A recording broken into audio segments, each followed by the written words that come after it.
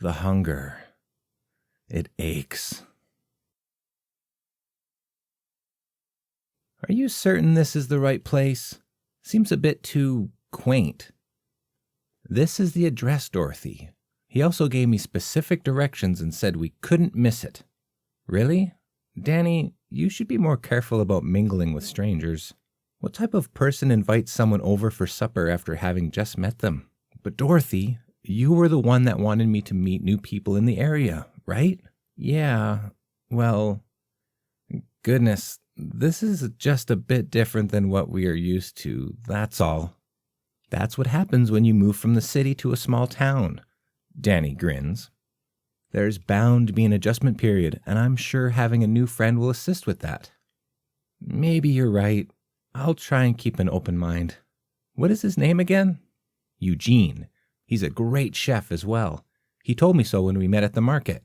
I sure am hungry, Dorothy admits, lightly touching her stomach. I wonder how far away the next closest house is from here. Dorothy continues walking gingerly down the dirt path, scanning the surrounding environment of crooked trees and misleading shadows. The wind blows lightly with an atmospheric whistle.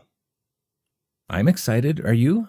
You're going to love him, I'm sure of it, Danny enthuses. Is that his food I smell cooking? Wow. Dorothy stutter steps with her nose in the air, more excited over the prospect of finally eating than meeting Eugene. I'm sure he's very nice. Oh, he is. That must be the cottage right there.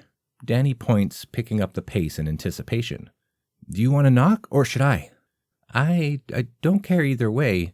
You go ahead. He is your friend, after all.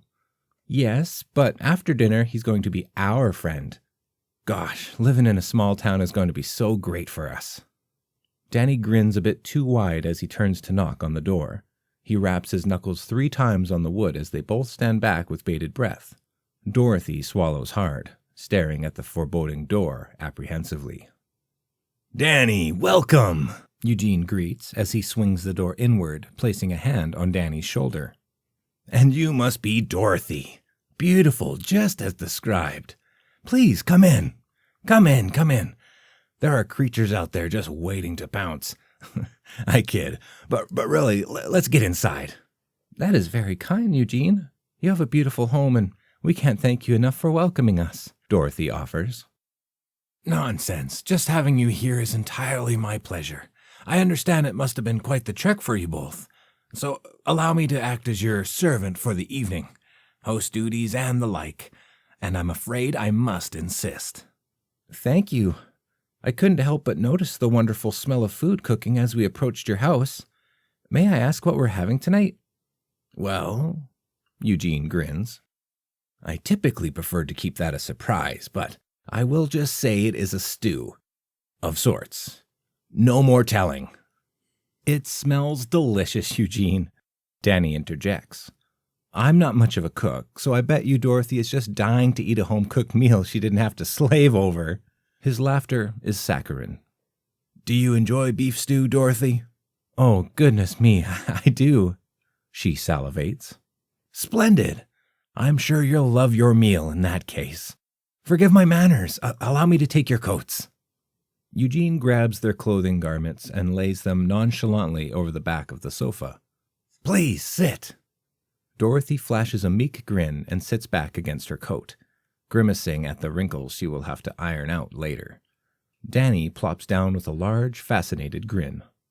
Eugene, I wanted Dorothy to be caught up by the time we arrived, so I told her all about you on our way here. Good things, I hope. Only in jest, Dorothy.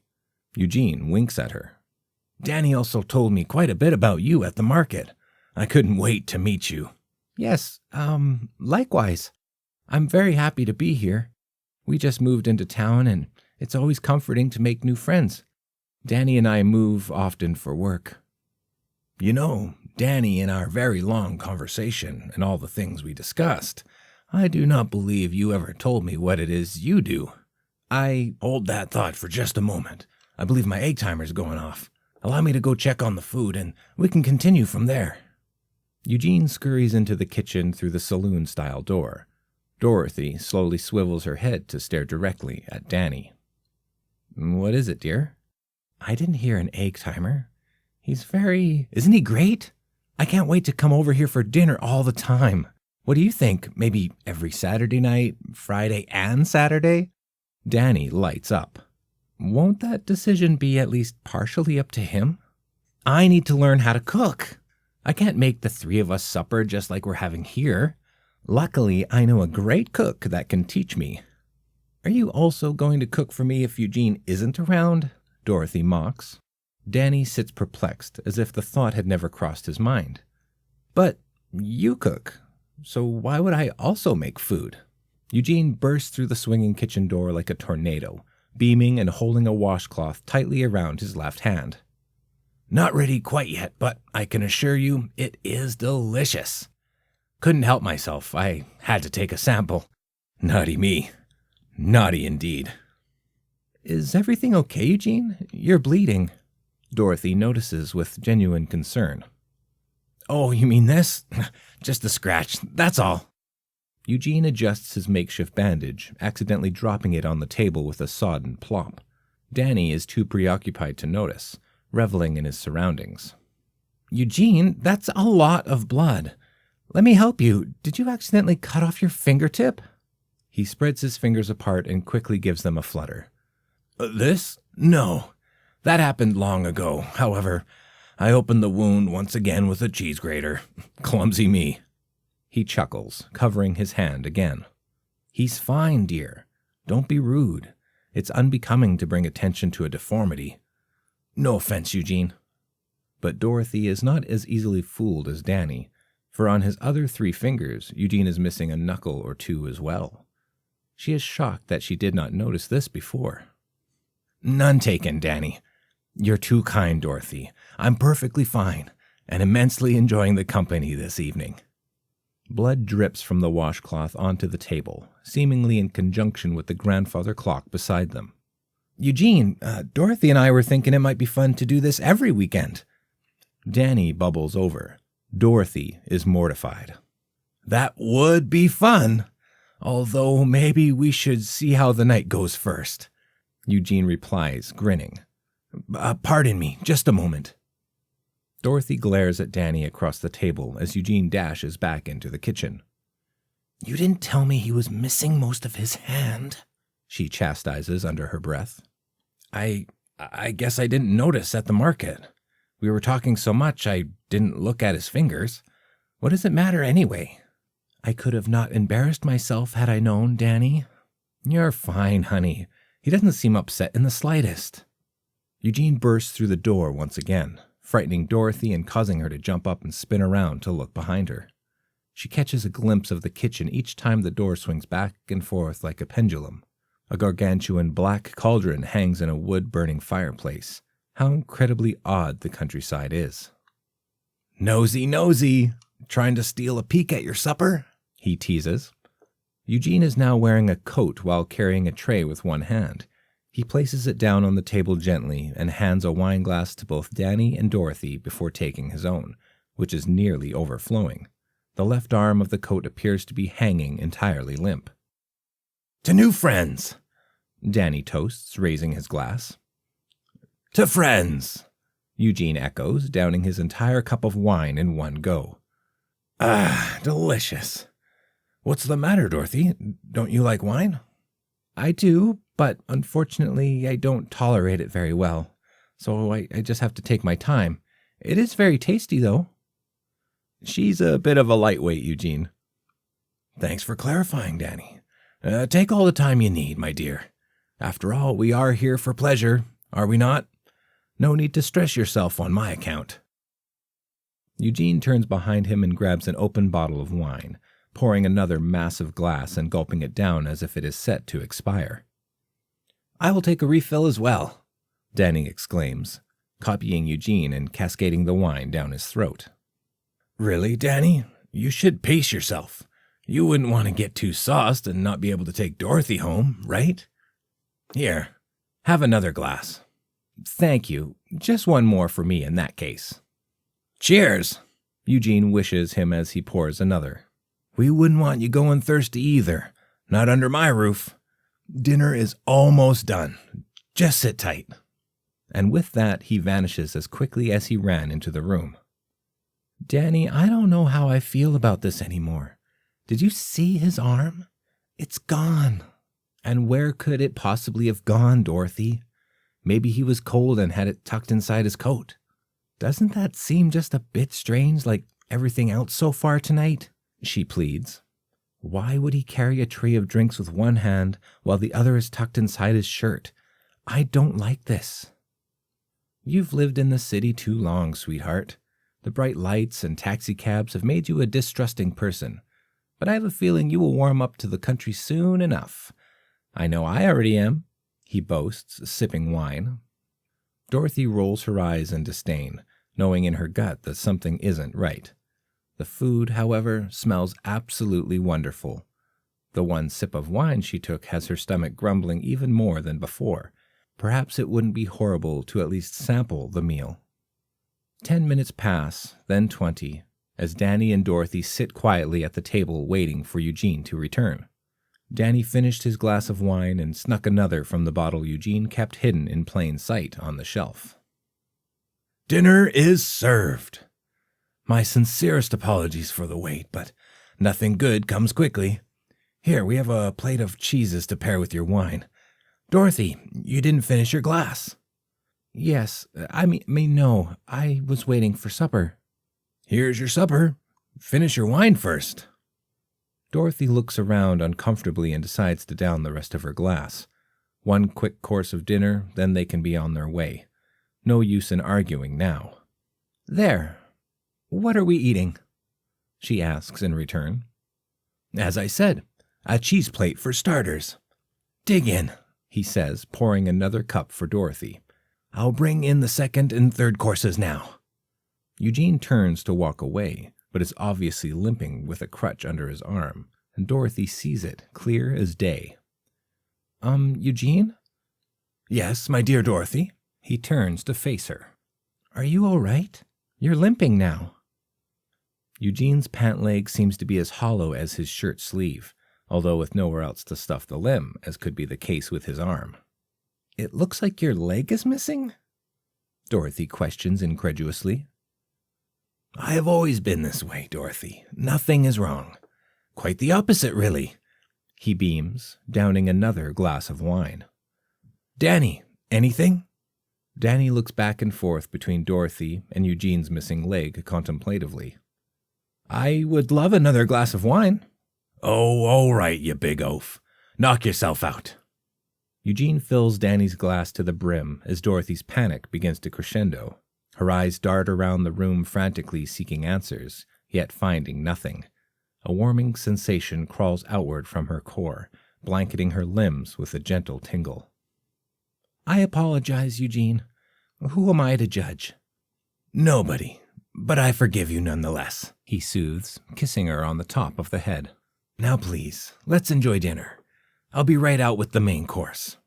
Eugene grabs a piece of cheese and tosses the entire thing in his mouth, followed by his guests doing the same thing.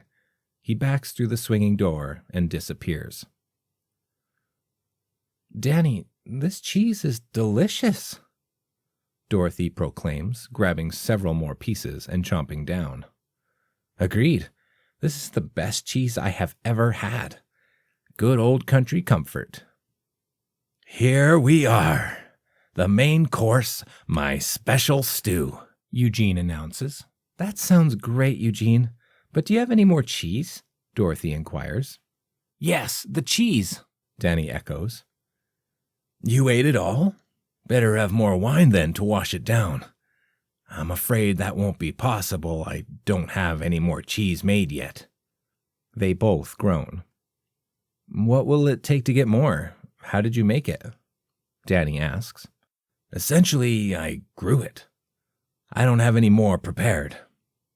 "You grew it?" Dorothy scoffs. "Drink your wine. Hurry. But yes, I grew it. Those slices of cheese were taken from my skin. I suppose it isn't actually cheese without dairy, but that is the easiest way to refer to it in simple terms. I don't have any more skin available to make you more." "Oh, that makes sense." Never had a better slice of real cheese, Eugene. Danny Brown noses. Splendorious, Eugene mutters as he grabs 2 more full goblets of wine. Drink. You need to try the stew, but drink first. The lovely couple both chug their wine like parched desert wanderers who finally found water. Stew, please, Dorothy demands. I can't wait for the stew, Danny follows. Eugene sets his tray down and carefully hands out bowls of soup with one hand, although it now has only 3 fingers. Dorothy stares at him, bewildered. Something to say, my dear? Yes, I'm starving. Excellent, Eugene soothes. This is my favorite meal, Eugene stew. Or, if you will, Stew Gene. Enjoy. He grabs a 3rd bowl from behind and dives in, slurping and munching noisily. This is scrumptious, Danny compliments. Yes, very good. Dorothy agrees, biting into something crunchy. All 3 of them guzzle and swallow like pigs in slop. This is amazing. Do you happen to have any more carrots? It's my favorite food, she blushes. Eugene, never one to be rude, keeps his mouth shut while it is still full of food and nods instead. He fishes his ring finger from his soup and drops it on the tablecloth, chopping it into more reasonably sized bites of carrot before scooping them up and sprinkling them over Dorothy's bowl. Thank you so much, she says, crunching into the finger slice. Dorothy loves carrots, but I'm all about the meat. What is it? It's tender and delicious. My thigh, mostly. Perhaps a bit of calf. Incredible. Eugene beams in approval while gobbling his own bowl and stabbing a small cocktail fork into his left index finger. I prefer my carrots whole, he notes as he tosses the entire digit into his mouth. Dorothy and Danny nod in acknowledgement. More wine? Eugene offers. Yes, please. Save some room for dessert, you two. I had quite a bit of leftover meat, so I made pies and tossed the rest into the stew pot. Yet the couple gorges still. Eugene rips apart a hearty piece of meat, satisfied at how everything this evening has gone so well. Nights like this don't come along often. There's a fingernail on my carrot, Dorothy announces. Don't be shy. Just spit it out into your napkin. I'll get it later. Here, honey, take some of my carrots. I have a ton. Danny drops a few pieces into her bowl. Dorothy stares into her stew blankly, then looks back and forth from man to man. How's your stew, Gene? Is everything satisfactory? Are you okay, Dorothy? Danny asks. Dorothy continues to stare in confusion. After a brief moment, her head crashes down, catching the edge of her soup bowl and launching it across the table. Danny! Danny, wake up! Danny stirs, hearing his name from a distant and murky source. Where is he? Danny, have some stew. It will help you feel better. Sit up. He forces his eyes open and sits up in discomfort, looking around the room, yet nothing makes sense. Eugene stares at him eye to eye, standing on his hip nubs. All that remains of him now is a patchwork torso and right arm with 2 fingers. I already ate my soup. That was last night, Danny. It'll be sunrise before too long, and you're hungry again. I know you are. Eat. Eugene rubs his cheek with his 3 finger stubs. Yeah, well, the soup was mighty delicious. I'm afraid we ran out of stew, Gene, and there won't be any more. You will absolutely love my new batch. Try it. Here. I will even feed it to you. Eugene fills the spoon with soup and gently pushes it between Danny's lips to guide it down his throat, as if feeding a convalescent. There we go, much better, Eugene whispers. Danny's eyes open wide with sudden clarity. The second soup is even better than the first. Give me that, he demands. I can feed myself. Danny yanks the bowl away from Eugene and ravenously slurps, gulps, and guzzles the stew in whatever manner he can transport it to his stomach the quickest way possible. Wine, please. No more wine. We need you to sober up. Danny eyes him, yet can't afford to waste time away from his bowl. Finally, he sets it down next to him with a clink from the metal spoon on the porcelain dish. That was incredible. I need more. You can have it all. That entire pot is yours. I have no use for it. How could a stew be so tasty and fulfilling, so pleasurable to eat?